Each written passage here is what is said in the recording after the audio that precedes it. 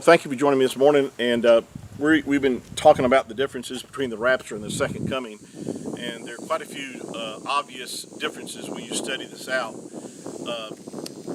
And it's important that we understand the difference, because it's important if you understand the differences between, the rapture and the second coming of the Mashiach, of the Messiah, then you'll properly understand when these, as far as the rapture, when it will take place. Most people who lump these together as one, they always put this at the end of the tribulation. And of course, it's impossible if you study this out for the rapture to take place at the end of the tribulation. There are a number of reasons. One in particular is one that we sort of overlook real easily, and the fact is that the rapture is referred to as our blessed hope.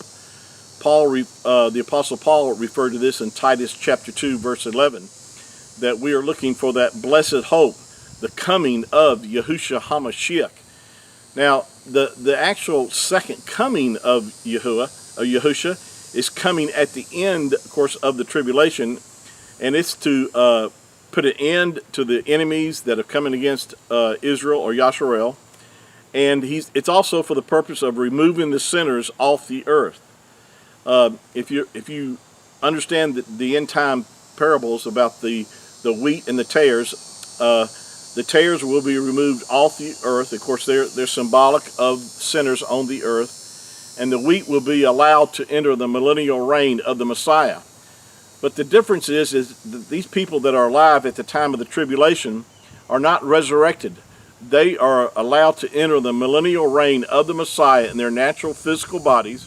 They will help repopulate the earth, and they will carry on in the kingdom of this natural kingdom that Messiah will rule from Jerusalem for 1,000 years. The church, being a different destiny for the church, we've already been raptured right before the time of the tribulation, and we have been taken to the Father's house as a fulfillment of Bible prophecy, where the Messiah prophesied and promised that in John chapter 14 that he was going away to prepare a place for us, and that he was come back for us and take us to be where he was. And of course, we know that this is a definite reference to taking us back to his place, which is heaven, to be with him where he was. Now, we also come back with him at the end of the tribulation, so we have to have already gone to be with him before that in order to come back. So when you begin to understand the sequence of events and how this is going to unfold, then you'll properly understand, when the rapture happens, and it's not at the end of the tribulation, nor either in the middle of the tribulation.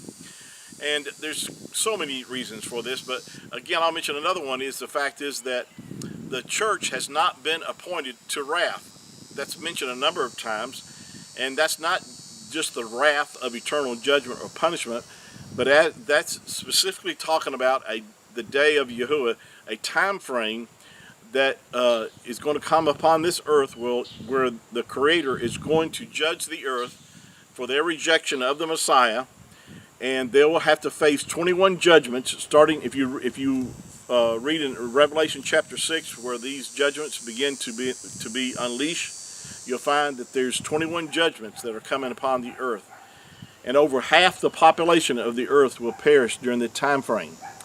So again, if you understand just these few little differences right here, that we as the church will receive our glorified bodies at the rapture. People in their natural bodies will not be resurrected in their natural bodies that are alive at the time of the second coming. Those that are saved during the tribulation will be allowed to enter into this natural millennial reign here on the earth. Jew and Gentile believers that have come to receive salvation during the time of the tribulation. We'll pick this up on our next session, so thanks for your support. Please continue to share this with others, and we'll pick this up on our next teaching session. Shalom.